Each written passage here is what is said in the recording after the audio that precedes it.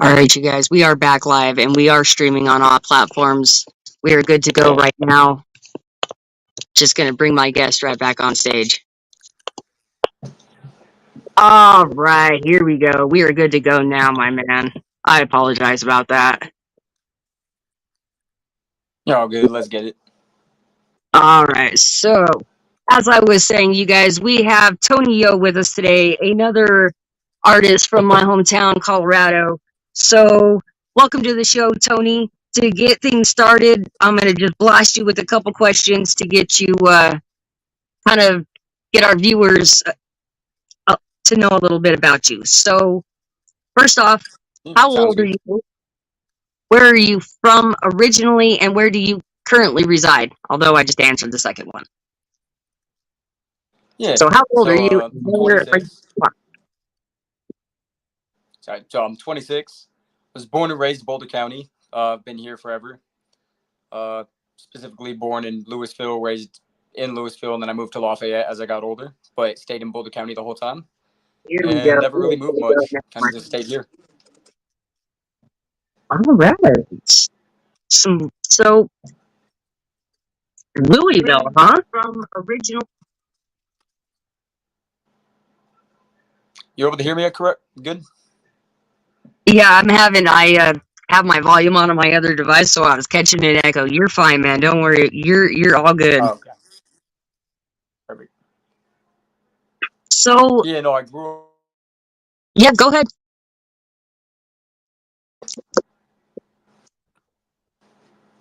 And then, yeah, I'm 26. My son is 7. All right. And how long have you tell us again, how long have you been in Colorado? My whole life. Haven't really traveled too much. Was born and raised here, and then still currently reside. And what got you started into music in the first place? Well, it's always been big in my family, singing and whatnot. A lot of my siblings listen to a lot of music. As I got older, I got more into the hip hop, to where I started writing poetry, creating my own raps, and I just used it as a form of self expression as I got younger, or as I got older when I was younger, and it just developed into something more serious as an actual outlet. And then I was able to relate to people, and I kind of turned it into something more serious. And yeah. So who is one of your biggest inspirations in music? Like who is one person from as far back as you can remember that was like, you know what, this person makes me want to do this? I know this might be cheesy to say, but I would have to say Eminem, and not just because of his music and his lyrical abilities, but kind of the way he was portrayed as a father.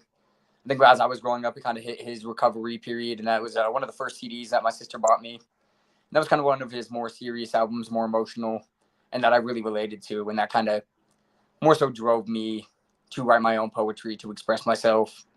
And then also I'd say Tech Nine, to where that was more of like the lyrical abilities really impressed me, wanted me to push myself to the extremes, see how far I could actually take it. And yeah, just a combination of those two probably. Absolutely. And I have to say, personally, I don't think it's cheesy at all to say Eminem, and especially as far as your reasoning behind it. I'm a fan of Eminem. Yeah, no, I Anyone hates appreciate that because Eminem, yeah, you know, we don't do hate around here on artists or nobody for any reason. So shout out to that. I appreciate it because yeah, I sometimes people think it's corny. I've gotten a lot of hate for that. People relate me to him, but I kind of relate to it on that deeper level where it's not just the lyrical abilities. And yeah, some people do appreciate it. They respect it because yeah, I've always seen him as more of a father figure, and that's kind of where I relate to. That's good. That's good. You know, a lot of people, like you said, there's two sides to everyone, and I absolutely love that. You know, you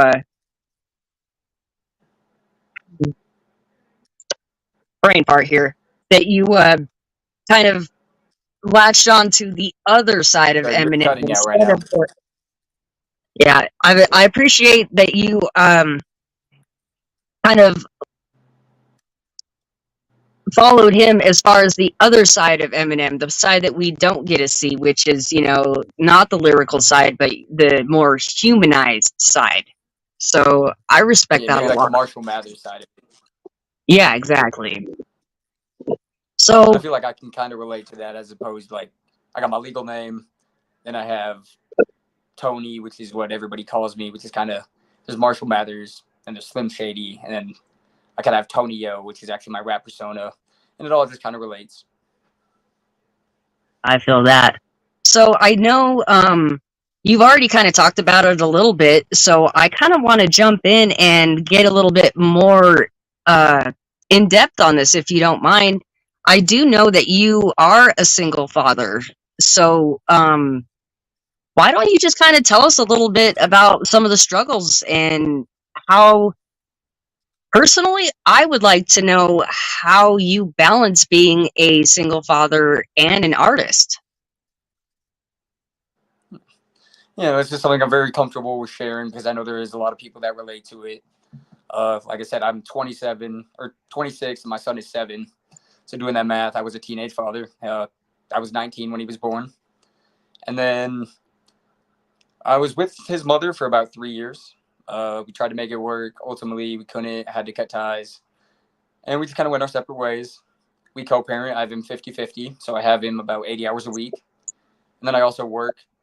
Past couple of weeks, I've actually worked 50 hours each week, putting in the overtime. And then, yeah, it's pretty hard to find that balance between that and music. Most of my music is written late at nights to where that's the only real free time I have. But I know that's the time that I kind of have to escape my 9 to 5. Because if I just kind of fall into that cycle, then I'll be stuck there. And so I got to put in that extra time as an artist to really separate myself from it just being a hobby. And then trying to balance that out also with being a father. Because I also live alone. I have my son in his room watching a movie right now. I'm technically an orphan. My mother passed away when I was 20. Grew up to a single mother.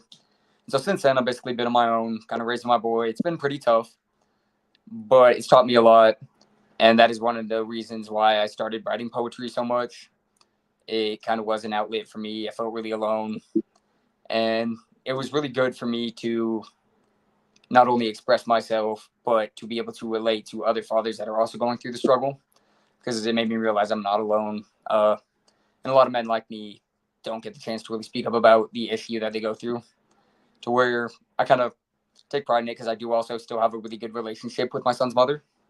She's now engaged. She has 2 more kids. And yeah, they're my son's siblings. To where I buy them diapers and wipes when they need. I mean, I try to do what I can as a father figure. Because, I don't know, there's a lot of stigma around rappers and baby daddies.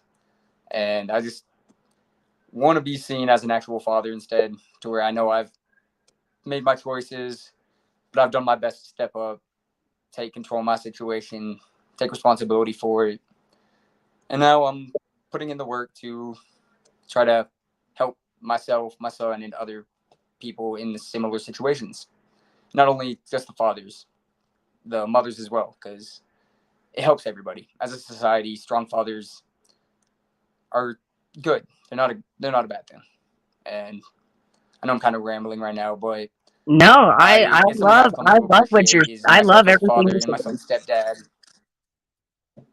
Yeah, no, And I I also think you're speaking get so along much with my son's words. stepfather a lot. See, that's incredible. So I think family units like that are important, like you said, and good for you for being able to have a good working parenting relationship with your ex, because it's not about us, in the end, it's about the kids, and that's what's important. And I feel like you do an incredible job, because I do watch, and I feel like you do an incredible job of, you know, putting that out there for people to see that your kid is your priority. I think you put that out there and you make it very well known, and I think a lot of people should follow you and look up to you in that aspect, because you pointed it out. In rap, it's kind of a stereotype, or this weird idea that you can't be both, and that's absolutely not true. And you and my buddy Cameron are proof of that. That you can absolutely be an artist and you can be a good parent. So shout out to you and major props for being a single parent and doing what you do. And again, for recognizing the single ladies out there too, and not just making it kind of one sided. Like, thank you for being that kind of positive person. We need more people like you in the music industry and in life in general. Your kids matter. Put them first. And that is all very much appreciated. Because yeah, it's been a journey to come to all these conclusions. It's been some tough choices I've had to make, but ultimately, yeah, both me and my son's mother and his stepdad all came to that same conclusion that it's for the kids. If we can put anything from the past behind us, it's okay. Our relationship didn't work, but it's about the kids, and that's all that matters. And my son is happy, healthy. His siblings are happy, healthy, and that's all that really matters. This is up to you if you want to tell us, but or maybe you did and I missed it. But how old is your son? He is 7. Do 7. you want to come say hi? He was just Hi. watching the movie. Just came out. You say hi. Hi. So you don't have to be on camera if you don't want to. No, but Yes, you can have some. okay. Do you want the rest? Do you want the rest? Can you try to finish it? Okay, that's fine. Yeah, you can have some. Okay. Thank you, baby. It's going good. It is. Thank you. Okay, go watch a movie. Love you. Not movie. Oh, Right on. go. We love when the little ones make an appearance. Yeah, no, it was perfect timing too. To where yeah, he's 7. He's getting pretty big. He's like half my size. He's big. Do does he It's get pretty to weird go because to we does he get to go oftentimes to the shows with you? Is he sometimes he gets mistaken as my little brother. Yeah, he's What was that? kind of a big kid. Does he get to go to the shows with you? Is he like allowed at the concert scene He yet has not or seen. I mean, I've seen some kids even younger than him at the shows, but I just have not gotten the chance to bring him out because I go to most of my shows alone, and then I'm usually busy, can't really take care of him. I've had a few shows that are all ages, but even then, I've seen like people still smoke inside at those. If like the right venue comes along and the right show comes on, I definitely want to bring him. But he has not seen me perform live yet. It's something he wants to. He's one of my biggest fans. He loves it, but he has not actually seen me perform live. Besides do just you, like in my bathroom or to him, but he's seen videos of me on stage and really wants to come see me. do you think that's something that he might pursue in the future of his own? Possibly. I definitely think music could be a viable choice for him. I don't know if poetry specifically. He does like rhyming. He's kind of taken after me, where he tries to create raps, to where he definitely has the music in him. It kind of runs in both my family and his mother's family, to where even if it isn't poetry or rapping, I do think he'll at least develop some sort of passion for some type of instrument, some music in general. I don't know if he'll follow directly in my footsteps. I don't know if that's what I want for him either. But ultimately, it's just about what he wants as he grows up. He'll make his own choices. And yeah, I'll just be there to support him. But I do think music is a viable thing because he does seem to love it. We like to get them started young. But of course, if they don't, whatever path they follow, we always going to support them. So this kind Oh, of yeah. segues into another question. I believe this might work out kind of well. Do you have a song that you have done personally that rings kind of has a certain emotional that makes you emotional? Like all of my own songs. Yes. And when you said that, there's 2 that come to mind. I'd say I have one dedicated to my son, and then another one that I dedicated to my mother. Probably the one to my mother probably means a little bit more to me. It's because when she passed away, one of the verses I wrote like immediately to kind of express how I felt Another one, after I sat a while, developed those feelings, I wrote the second verse. And it took me a couple years to actually put that whole song together. And it kind of took a while for me to actually get comfortable enough to release it. But I put it on my first, my only real mixtape that I have out, Little Brother Big Dream. That one is called Life and Death. And yeah, that one's about my mother and kind of tells the story of what I went through when she passed. And that's probably one of the most emotional ones that I have. Besides that, I have one dedicated to my son, and that one I just played for him earlier. That one's definitely emotional, but not as heavy. All right. By chance, are any of those the songs that you had sent me to play today? I believe we have. Let me see. I can get these brought up. Cherry Blossom, I believe, is one. I don't want to get these wrong. Let's see.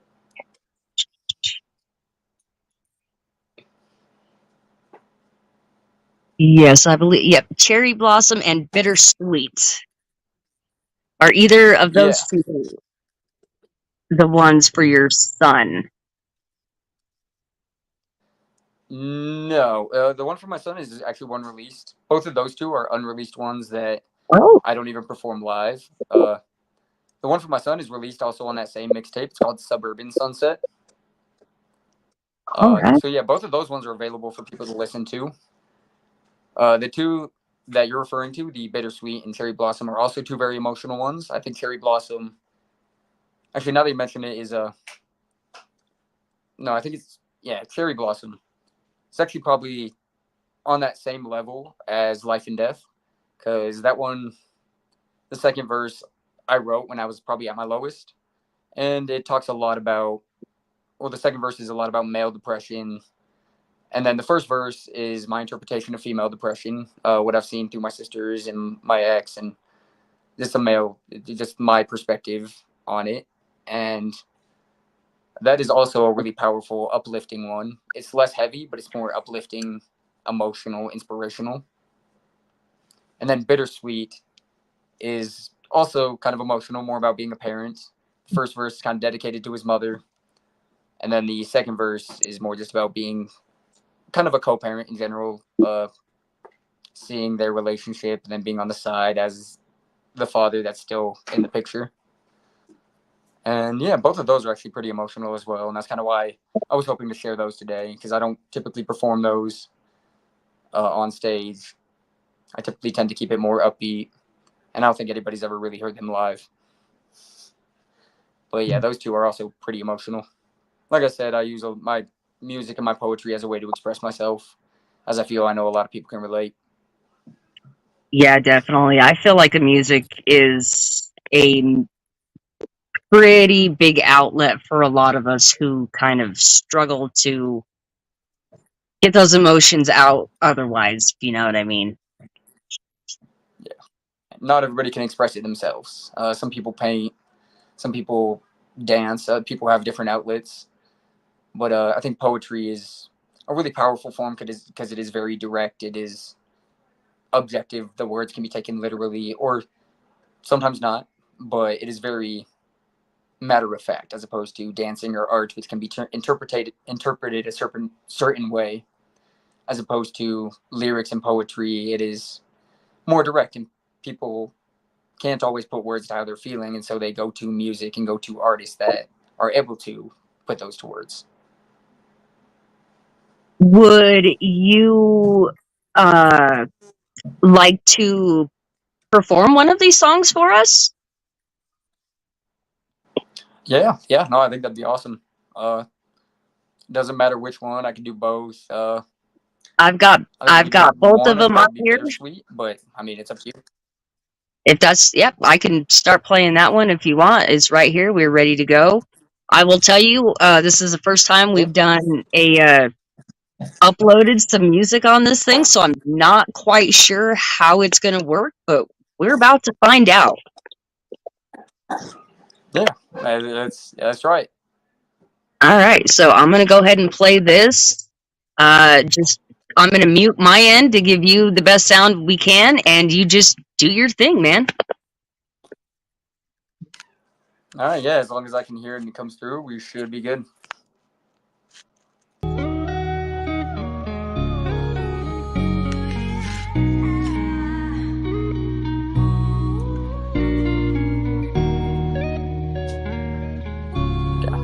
It's kind of quiet, but I think I can do it. Hey, yo, Henny, this shit slap. So I might get someone to do the hook. Hooks are not really my specialty. It's one thing I've been getting better at. But it's more so about the verses.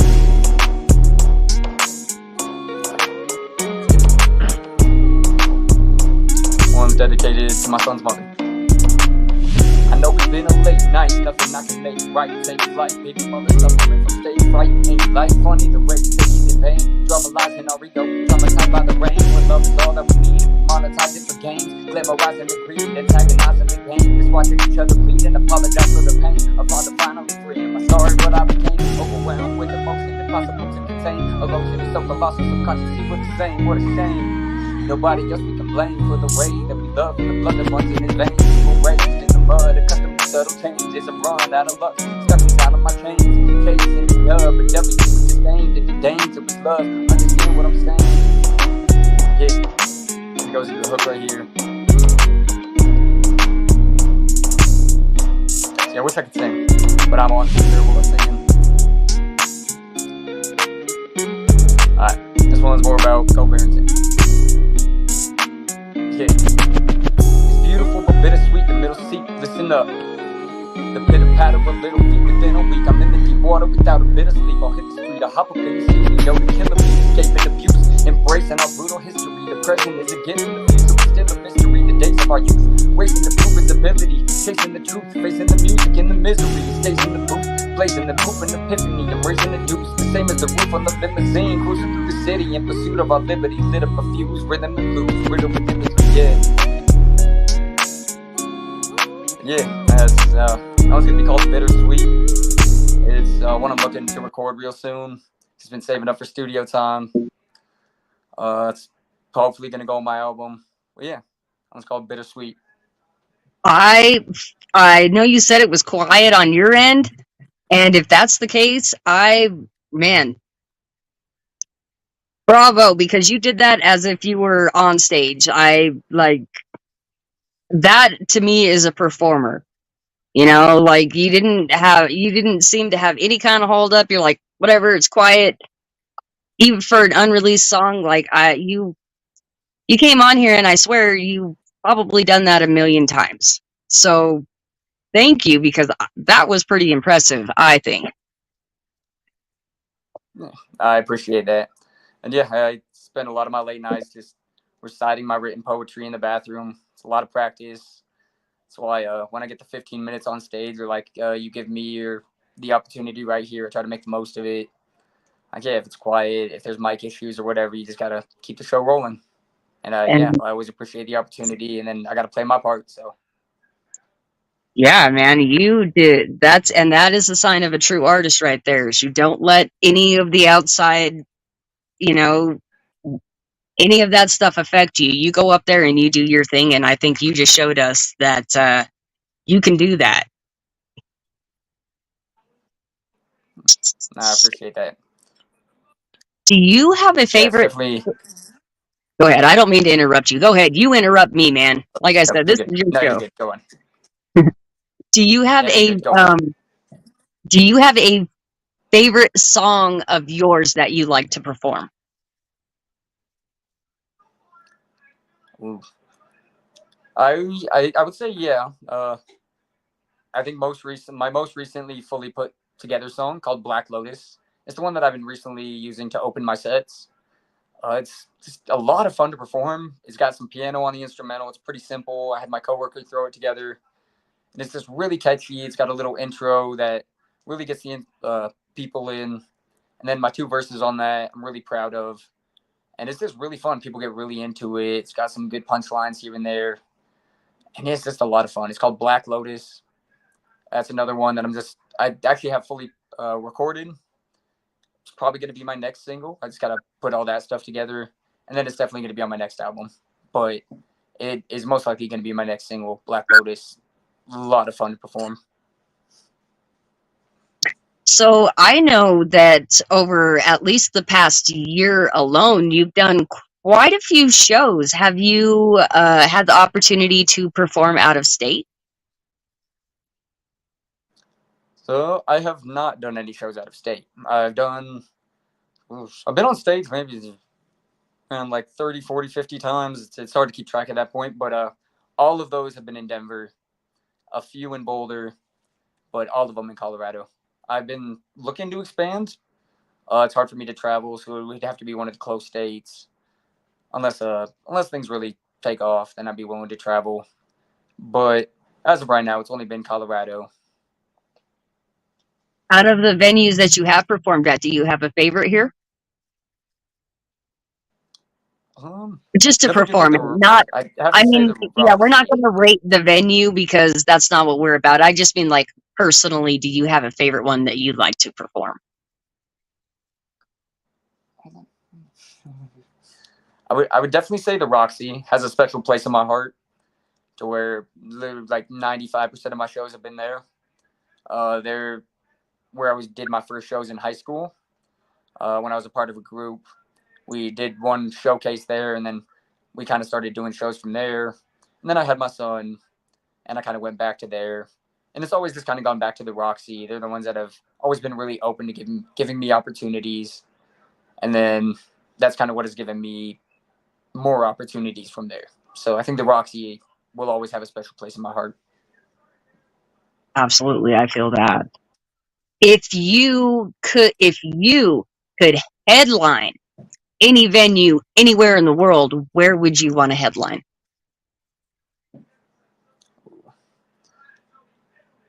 And I think two that come to mind. The first would be Red Rocks, because that one has a special place in my heart. I've only been to it once, but I just how iconic it is. And then a weird goal of mine that I don't think will ever actually happen is I want to crowd surf all the way down. Super dangerous. I don't think it'll ever happen, but that's one dream I've had since a kid. And then also I think Madison Square Garden would be really cool. Be huge. You just have like that center stage with people all around. Something like that would be really cool. Those are my top two as well. Have you had the opportunity to work with anyone? Have you had any features on any of your music? Big or small? So yeah. So I have one feature that is released. It's actually with Underrated from Potluck, which was pretty big for me because I grew up listening to Potluck. I was a little stoner, smoking a lot of weed in high school, and I would listen to Cottonmouth Kings, Potluck, Tech Nine, stuff like that. And then, so I don't remember when exactly it was. It was like 2020. I was able to get a feature with Underrated, and that was pretty huge for me. To where I released that, put that on my mixtape. And although it didn't like pop off or anything, that was kind of big for me because I grew up listening to him.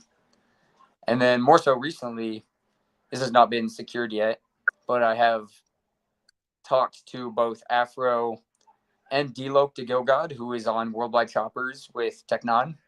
And I'm trying to get both of them.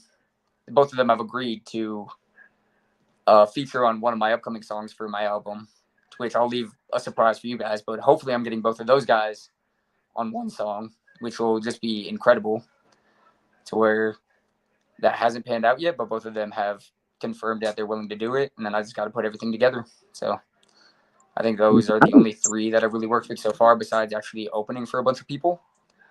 But those are like the three main features that I have and I'm going to have. So my next question is, if you could work with anyone, dead or alive, who would you want to work with? Ooh. I do think I would have to circle back to Eminem. It's just where I think both his work ethic, like getting in the studio with him, be able to create. Like I think I could keep up with him, just because of like the way I am with my work and my co-parenting and all of that. I definitely have that mindset where I got to keep going. I think I could keep up with him maybe not lyrically, but like just mentally. I know he has like a crazy work ethic. And then just the product that I'd be able to put out, I may not be up to par with him, but I think I'd be able to hold my own, and working with him consistently would definitely help me step my game up to where that'd be one person I would love to work with, along with also Tech9, to where same with that last point. He's one person who would really force me to step my game up to that next level, because I'm not afraid of growth, constantly pushing myself to do better. And yeah, I feel like those are two people that push themselves enough that I would be comfortable working with them to push myself, if that makes any sense. No, absolutely. Yeah, and I love that. Like, you don't want to just work with someone to say you worked with them. You have the intent to better yourself from doing so. So good for you. So Yeah. what I think I want to do next is I want to play some videos that you sent to me. The first one I got is the one that you sent me, which is approximately, we're only going to show about a minute, almost 2 minutes of it, but it is a clip from approximately 10 years ago from a Lazy Bone show. Why don't you tell us a little bit about that video before we play it? Yeah. So that was back from when we first started doing our shows. I was part of a group called Apollo's Masterpiece. I didn't really have my own rap name or anything like that. It was just 2 rappers and then 2 DJs. It started with just us doing a showcase at the Roxy. We ended up selling the most tickets and headlining that show. And from there, we saw a poster for the Dirtball from Cottonmouth Kings. And we thought it would be really cool to try to open for him. And so we secured that spot. And then once we did that show, we saw a poster for Lazy Bone. And we were all hyped. We were like, let's keep this ball rolling. And we talked to the venue, and we booked that show that night. And we had the Lazy Bone show next. And that's where that video was from. So that was 10 years ago. I was 16. Would have been either my sophomore or junior year of high school. And yeah, we were opening for Lazy Bone. That was pretty awkward. It's kind of cool to see the development. But even back then, people were involved. We were having a lot of fun with it. As opposed to nowadays, I mean, I'm on stage alone. I don't really have any hype men, no DJs.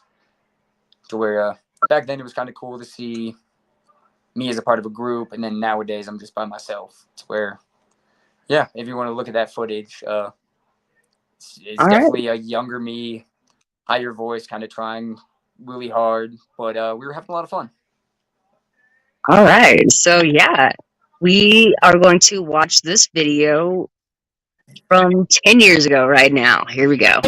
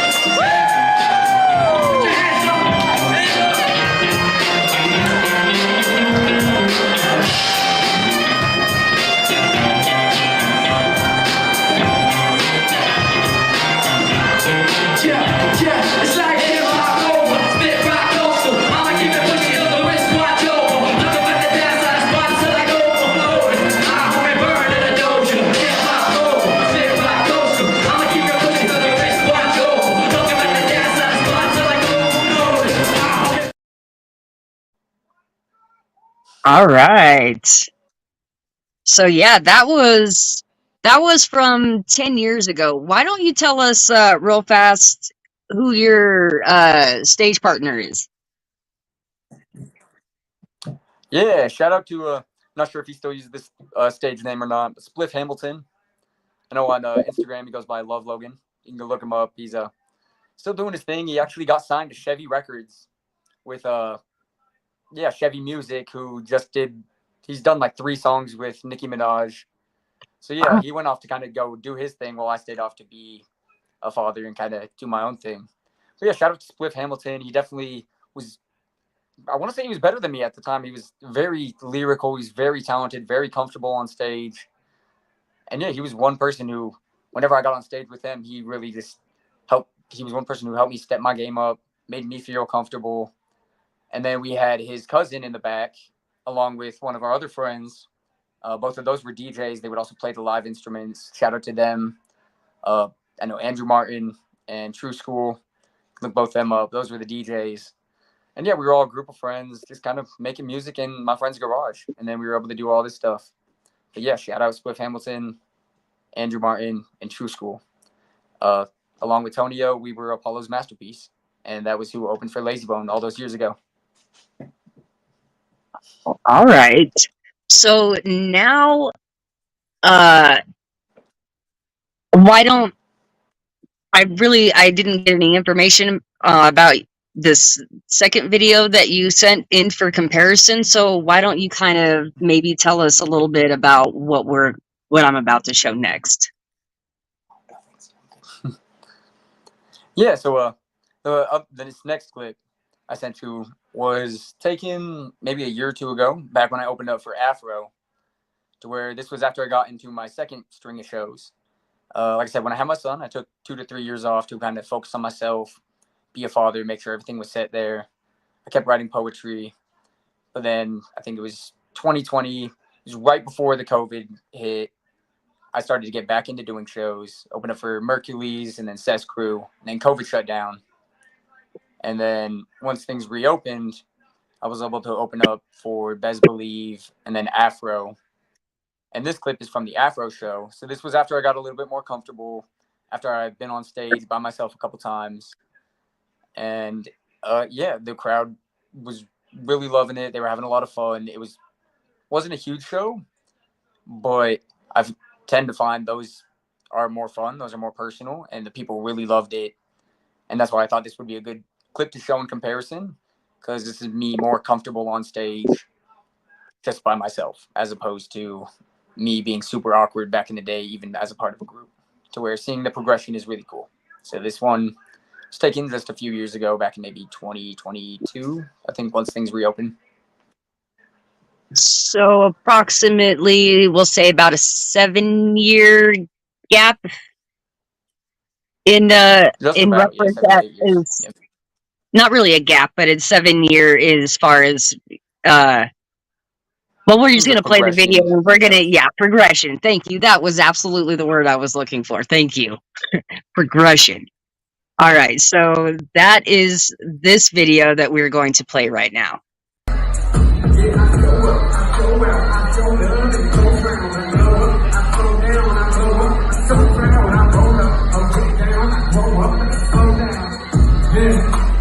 Make some noise one time. That's all I got for you. I appreciate the love. Every single one of y'all.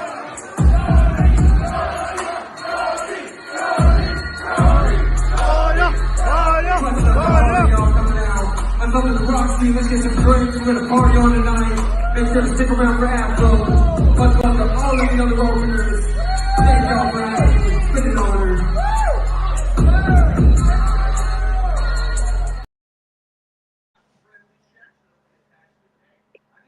All right. Yeah, so I know that clip doesn't really show much rapping, but I feel like it really shows the progression of how comfortable I was on stage as opposed to back in the day. Yeah, absolutely. That's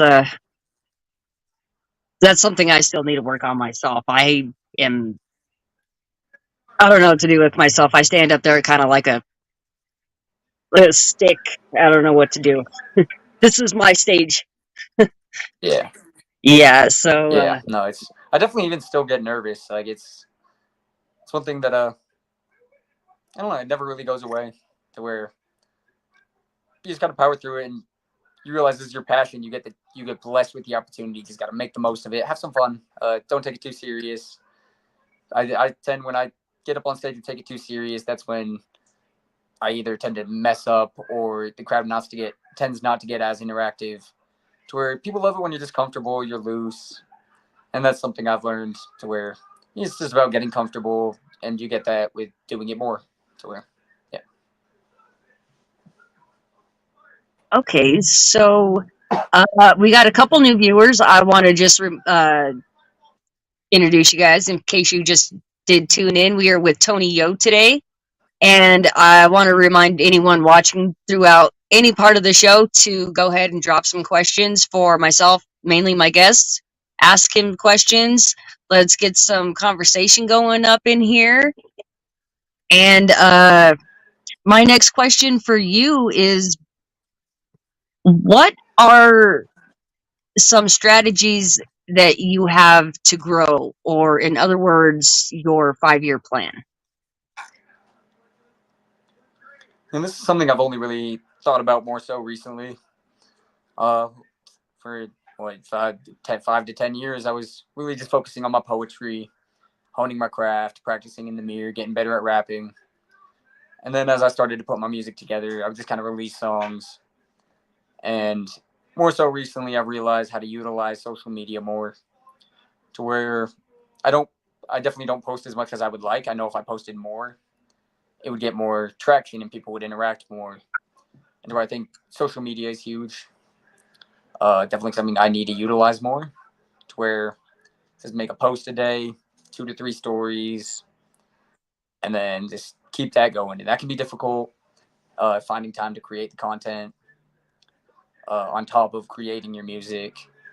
And I feel like that's one of the issues with creating art nowadays because you also have to allot time for promotion. But that's kind of always been the case where, yeah, you got to put the time into social media. If you pay for ads on Instagram or Facebook, I mean, do what you have to get yourself seen, but you got to get your loyal customers coming back. And I think building that real fan base is more important to where having 500 real fans is more important than having 5,000 bots to where I don't have a huge following, but because of the following that I do have is loyal, I'm able to sell tickets and book these shows because people actually follow what's real. Exactly. Yeah. And I think just keeping it real is the best advice. And you bring up a very good point to a lot of people out there who I feel do pay for streams and use the bots and that type of thing. You cannot sell a streaming platform or a bot a ticket to one of your physical shows, but you absolutely can your loyal fan base. So something to think about to those people out there who are constantly pushing about, buying streams and being placed on playlists and fake this, fake that. You will never sell a ticket to one of your shows to any of those. And if you ever want to make it as an artist, you are going to at some point have to show that you can put on a show and that you can sell tickets. So just a kind of small little reminder that there are organic viewers are much more important. And tell me if I'm wrong, they mean more to you, don't they? Yeah, because it's always cool to look at like your streams go up and more people viewing, but then you realize they're not actually people interacting with your content. They're not actually putting your music on their playlists. It's not actual people that are feeling the emotion that you're putting into the content to where, yeah, it doesn't mean as much as opposed to when someone reaches out on Instagram and is like, hey, I listened to this song and it really means a lot and blah, blah, blah. That's what really means a lot to me. Absolutely.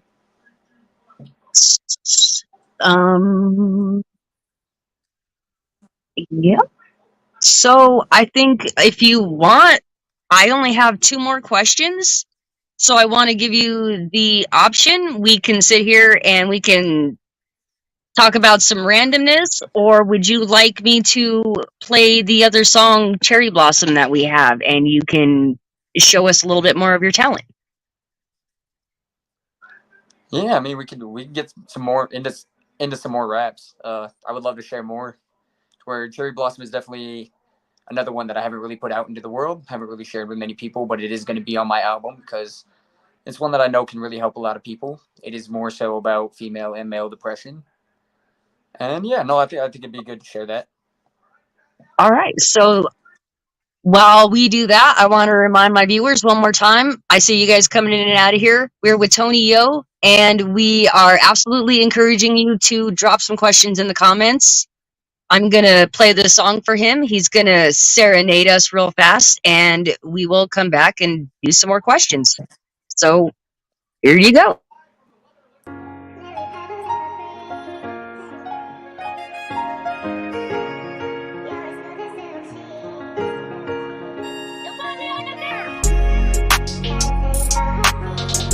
All right. So this first verse is all about female depression from the male perspective of it.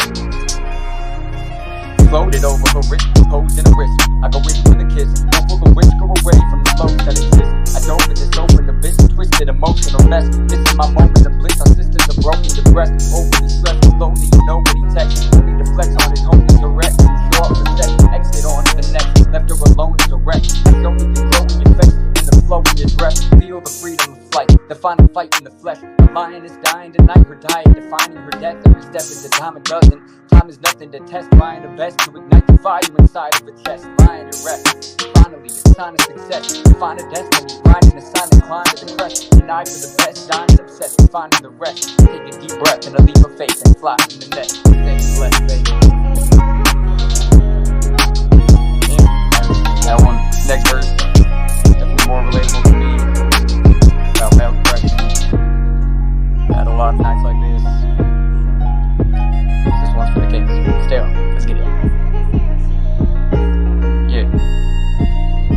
With a pistol pressed to his temple, he prayed to a higher power. His entire body trembled at 80 miles an hour. Stumbled into the fire, wondering why now. Maybe try to remember the baby smiles and flowers. It's like a trial and error, the shame and terror devour. Frozen in fear, lonely and dozing off in the shower. Chosen to seek atonement, seize the moment it's ours. Maybe try to remember the baby smiles and flowers. With a pistol pressed to his temple, he prayed to a higher power. His entire body trembled at 80 miles an hour. Stumbled into the fire, wondering why now.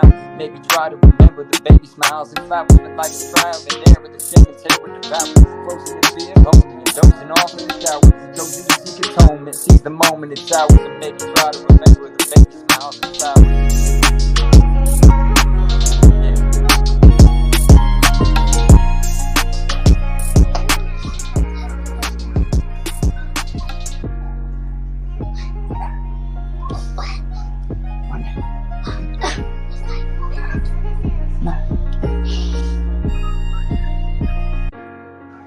Yeah.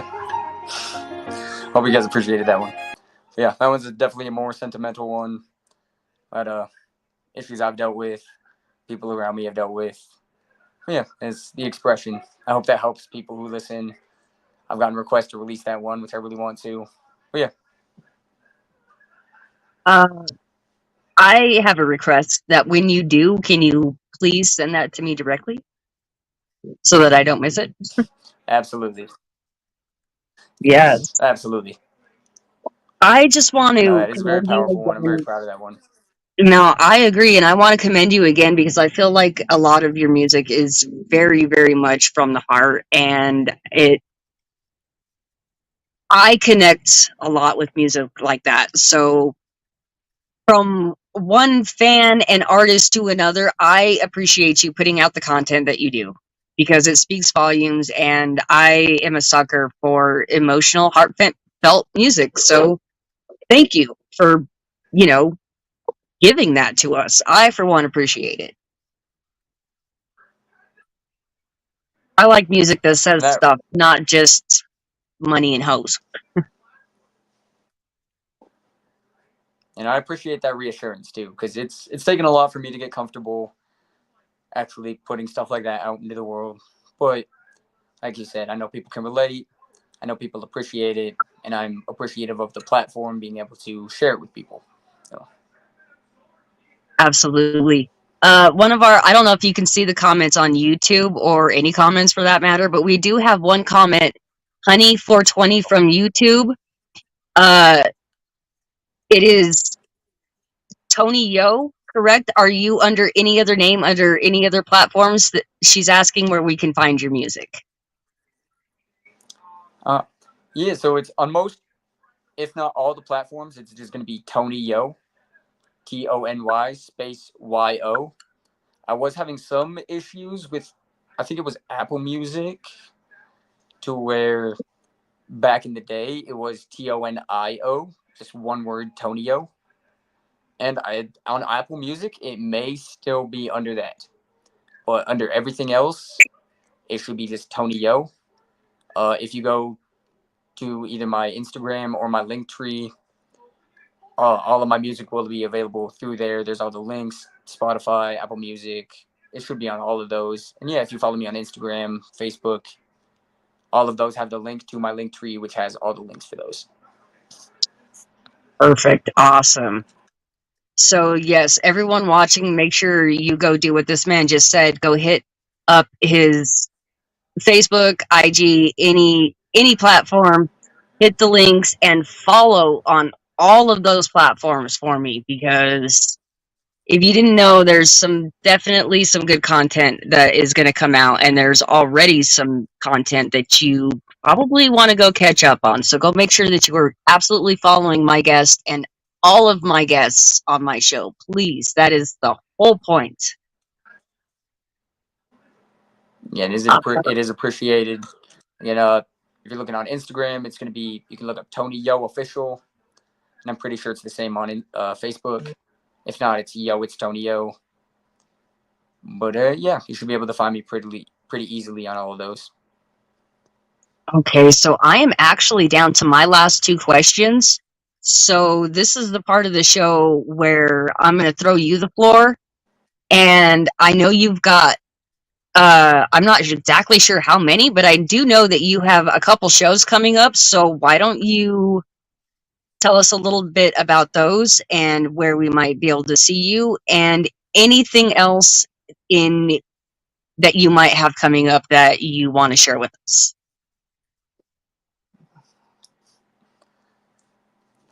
Yes. So I actually have 3 upcoming shows, all in concurring weeks. The first one is part of my first 420 festival. It's at the Shisha Lifa Lounge. It's a hookah lounge in Denver. And that one is at April 19th. Tickets are $15. It's going to be my first 420 show, my first show at a hookah lounge. That one's going to be fun. And then a week after that, on the 27th, I'm going to be performing at a virtual reality bar and lounge called VR Social, which is also in Denver. They're throwing a little night party, and I was lucky enough to get a spot performing there. And then the week after that is May 3rd. King ISO is coming to Denver, and I opened for him back in New Year's when he came. And when I saw he was coming back to Denver, I immediately hit up the Roxy, and they got me on that show as well. So coming up May 3rd as well, I'm going to be opening up for King ISO, and that one is $20 at the Roxy. That one is going to be probably the biggest of the 3. But if you want tickets to any of them, feel free to hit me up on Instagram. I think the link to all of those is also in my Linktree. But those are the 3 shows that are coming up, 3 concurring weeks. The 420 show at the Hookah Lounge, a week later at a VR bar, and then a week later opening for King ISO. So if anybody wants any of those tickets, just shoot me a message.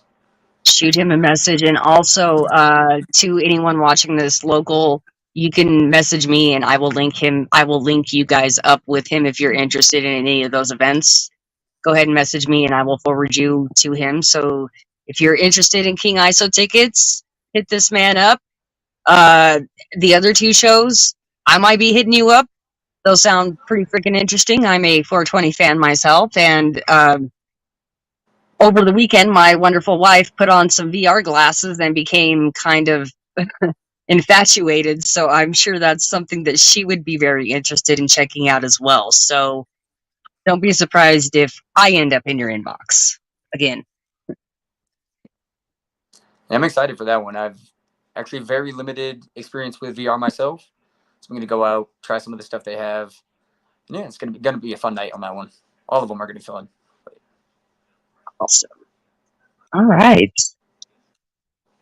You just got a sub from Honey420 on your YouTube channel. She wanted me to relay that to you. So thank you, Honey, for that. We appreciate you. You rock. I believe she's the one who just followed me on Instagram as well. I appreciate it all. Yep. She's the one. All right. So yeah, unfortunately, is there anything else that do you have? I know you kind of mentioned, I don't know if it was an album, but you have a couple singles. Do you have, I know you still need studio time, but can you give us kind of an ETA on when you want to have your album finished? See, this is one I've been saying for a long time, to where it's honestly been years at this point, to where I'm kind of a perfectionist. I definitely plan on releasing my next single within the next month or two, because I have that all. It's recorded and everything.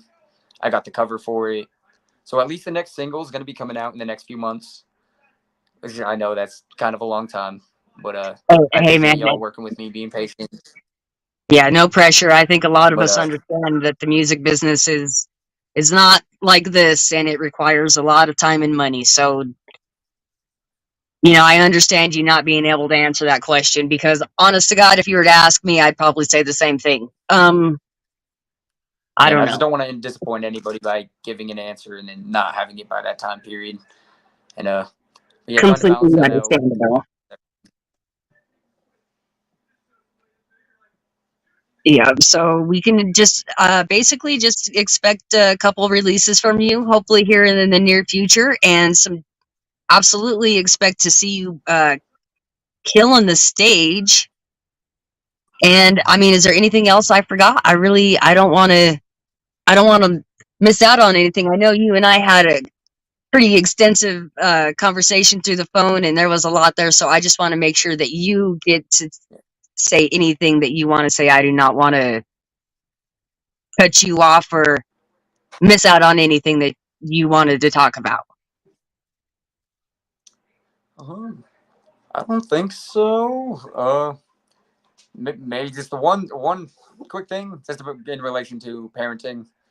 So I feel like one thing that I say a lot, but I haven't had the chance to say publicly, and I feel like it's not like a huge thing, but when it comes to co-parenting, I feel like there's a huge stigma between, like I said it before, between a baby daddy and a single father, and I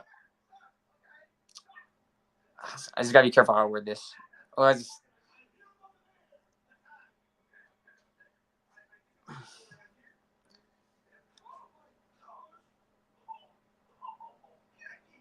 How about if I help you out a little bit? We are not responsible for any hurt feelings in this podcast. No intentions are meant to harm anyone in anything said here. So if you feel like you're going to be offended, click out now or put your feelings aside, because this man means no disrespect in whatever he's trying to say. Yeah, and I don't think it'll be taken too negatively either. It's just, I think it's not even bad. I just can't really find the right words to say it. It's a baby daddy versus a single father.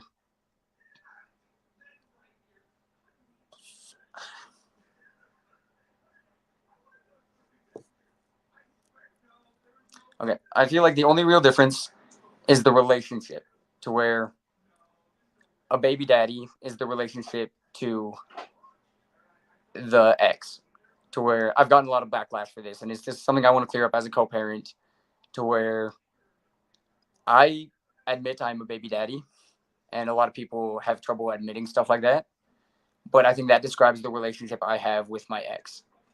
I am still a father. It doesn't make me any less of a father, but that is the relationship to my son. And I think being a baby mama, being a baby daddy is not necessarily a bad thing. To where there's a lot of stigma around that. Like I said earlier, around being a baby daddy, it is the same as being a single father. There is no real difference. It is mostly just the relationship with the ex, and no, regardless of whether that is positive or negative, it describes the relationship. To where I've gotten flack for calling myself a baby daddy or saying I have a baby mama, but that describes the relationship between us, an ex that you have a child with. And that's kind of just something I wanted to clear up as a parent, as a co-parent, because it's something I get a lot of flack for. To where I don't think being a baby daddy or a baby mama makes you any less of a mother or father.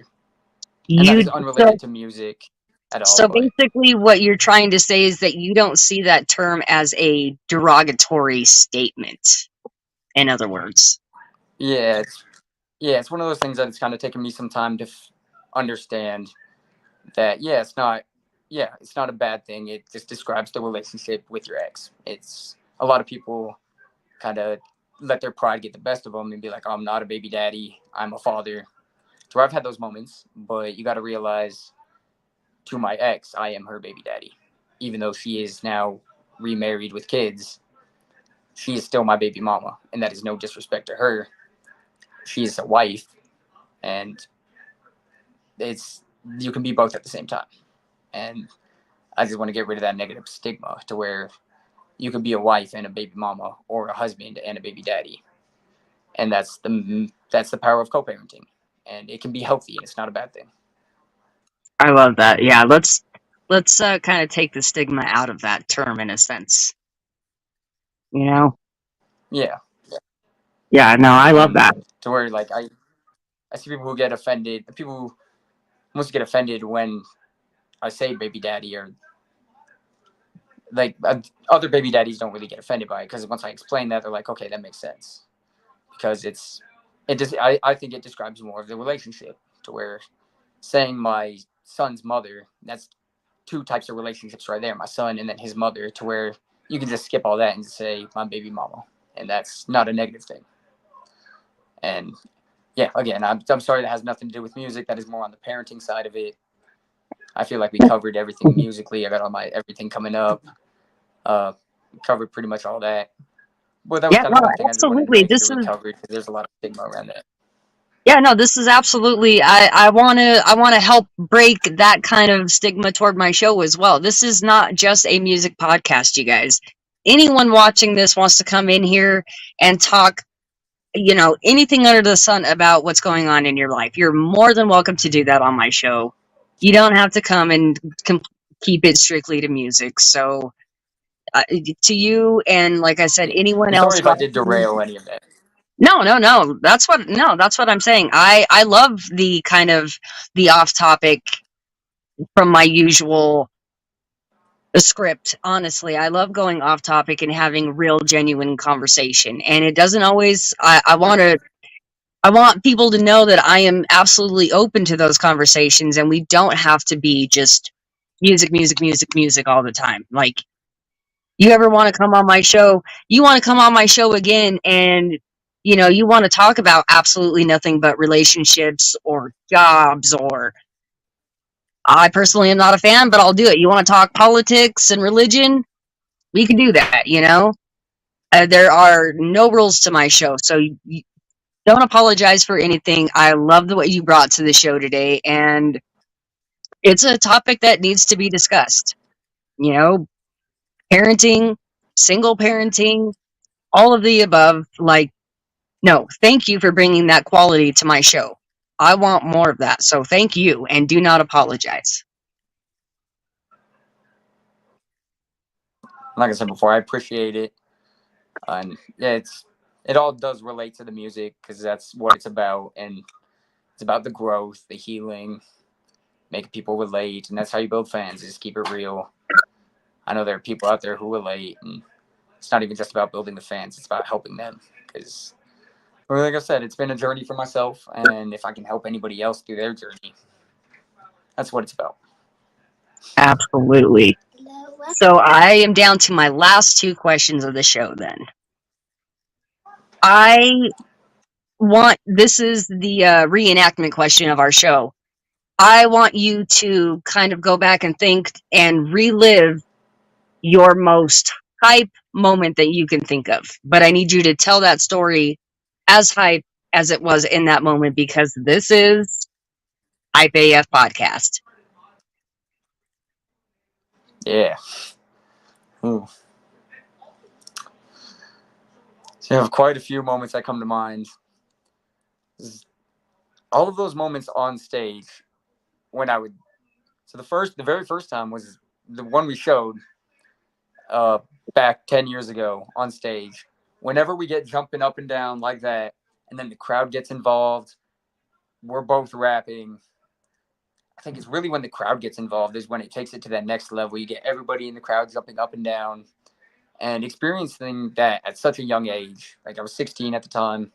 It wasn't anything huge, but just seeing how people interacted with it kind of kept that fire inside of me. And then as I got older, I got more of those moments to where people, like in the second clip we showed, people were like chanting my name. I was going like that, getting all hyped, getting really into it because the people really felt it.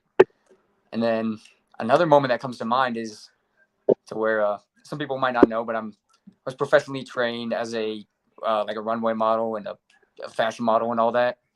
And there was one time during the training where they brought me into a room to perform in front of these people who were flying out to New York. And as I entered the room, they all just started cheering and like clapping, chanting my name before I even performed. And that was kind of the first time that happened, where people kind of knew who I was, even though they didn't really know me. They were really supportive of me beforehand, before they even knew what I was actually capable of. And to where I got into the room and they were cheering my name, they were clapping. It was just kind of a whole nother level of, oh, it's kind of what it's like for people to actually know me. And it kind of just kept that fire inside of me where I kept going on stage. People kept loving it. And yeah, any of those moments where the crowd really gets involved, where people start cheering, when they start clapping, whenever they're jumping up and down with me, because I get a lot of energy on stage. I got my 15 minutes. I'm going to bring it all. And to where when the crowd actually gives their all with me, that's the most fun.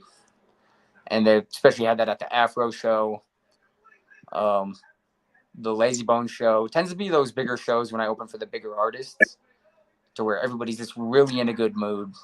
And yeah, I love those moments. Those are the moments that I live for. And then eventually people are going to come buy tickets just to my show and just manifest that. And to where people just bring that energy all the time. And it's what I'm really looking forward to, trying to manifest that. Because those are the moments that like keep you hungry. They keep you driving forward when you see the impact that you're making with people. Sorry if I'm not the best storyteller, but that was No, trying to get no, my point across. it's not you. My dog's over here. I don't know what the heck my dog is doing over here next to me. So she's making a bunch of racket and rolling around. It was not you, trust me. No, you didn't. No, but that's interesting. I had no idea you were a model as well. You know, I have some merch I need a model for, so you're interested, let me know. Yeah, no, if you ever need that, like I said, I have these 60 hours of professionally trained, where if anybody actually needs like a on-stage model, some print modeling. I mean, I haven't done too much work with it, but I am actually professionally trained. I'm comfortable on stage, behind a camera, stuff like this. To where if you ever need anything, especially for you, I got you. You hook me up with this opportunity. If you ever need any merch models, just let me know.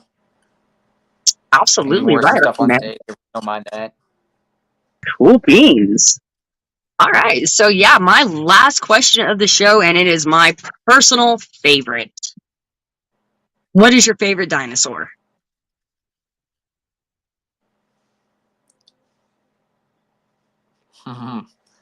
Oh,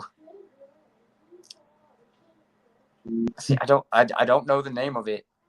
But I just think of the one. The one with like a really long neck and a really long tail, 4 legs. I feel like it's from like the Land of Time. So there's Land a, Before there's a Time. couple of that breed, but I know which one you're going for. So we got a Brontosaurus, Brachiosaurus, Apatosaurus, and I mean there's a ton of them, but I think That's the Littlefoot, right? I feel like it's probably one of the first two. Yeah, it's a Littlefoot. We'll just call it a Littlefoot. It's definitely one of the first two. Long neck. No, honey 420. It says Bigfoot, but I promise you it's Littlefoot. But yes, you're on the right track there.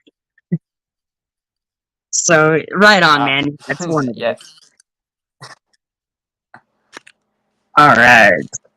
So yeah, I that's all the questions I have for today. I want to thank you again for coming on, and I want to just remind you that at any point in time you got something coming up you want to share, you're more than welcome to come back on the show at any time. Just let me know.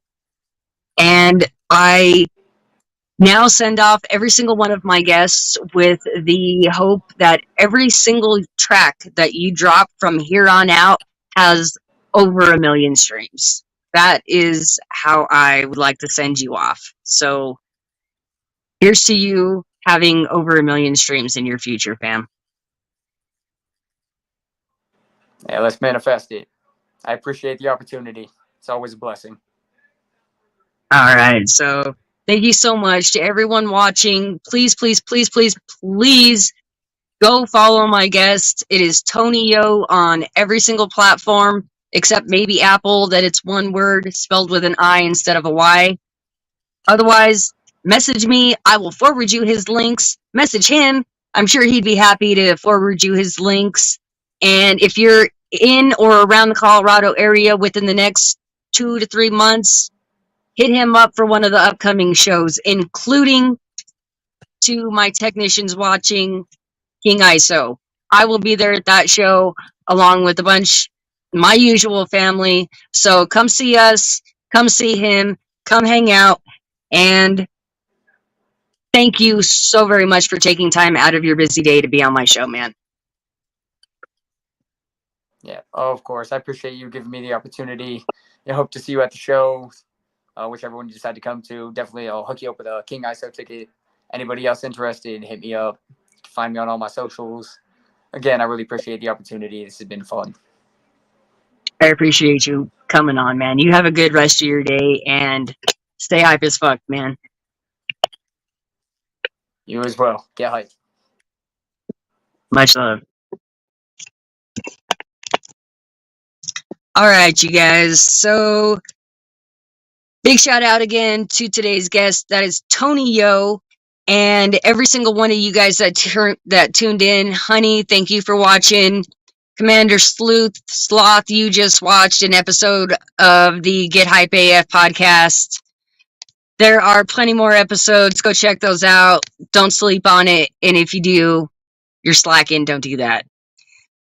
Sunray, thank you for watching. Christopher Lee Cheney, Worldwide Entertainment, thank you for watching. Nick Bender, also known as Out of It Homie, thank you for watching. Go check out his episode. We got a past episode with Out of It. We also got a past episode with homie in the chat room, James Craig, aka that one is known as the Jack of Hearts episode. Go check that one. Thank you for watching, homie. And anyone else whose name didn't show up or I might have missed, thank you for tuning in. If you're watching from YouTube, don't forget to like and subscribe to the channel. And as always, you can donate stars by clicking somewhere on one of these Facebook links down here. Or if you want to donate directly to better quality podcast shows in the future, you can find the link to my Cash App, Venmo, and all of those in the link under my bio. So, not required, but absolutely appreciated if you want to donate. And stay tuned because hopefully within the next day or two, we will absolutely have verification on a time and date for our big episode finale with Mama Watson. So stay tuned, and thank you guys for watching this lunch episode of Get Hype AF. Madwack out.